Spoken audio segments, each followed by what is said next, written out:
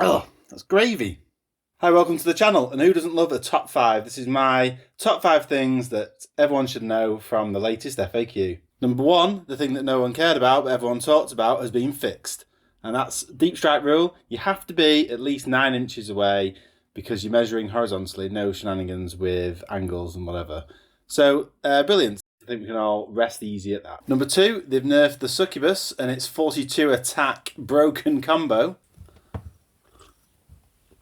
They've changed the rules around competitive edge and the razor flail so that you can't get the interaction, so that when you get extra hit rolls, they don't get tripled. And to be honest, that does make sense. My number 3 is a bit of a strange one because we've got erratas to the Psychic Awakening books, which I kind of thought had been forgotten about and pushed to the side.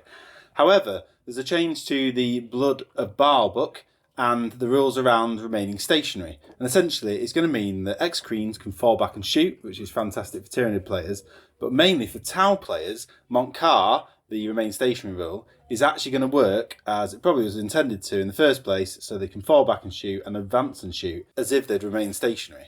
So that's a really good Tau buff. Keep an eye out for the channel for my new Tau army, which is on its way. Number 4 is the Speos Case Marines nerf.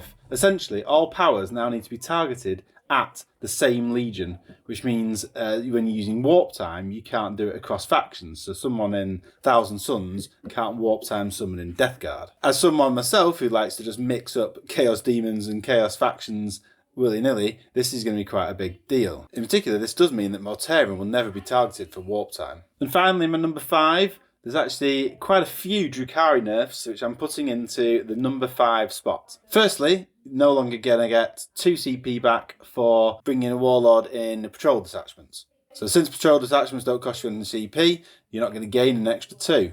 So that's quite a big change. The next part of this is that liquefier guns can no longer be enhanced by Dark Technomancers. This was a big point of damage, which you see in a lot of tournament lists. So I'm not sure whether you see it in your local games playing. And the best thing about this is probably that we're going to see a lot more of the sub-faction usages, not just the main 2, which seem to be played by everyone. And a final thought, I'm disappointed that we've got points changes in these erratas, and there's quite a lot.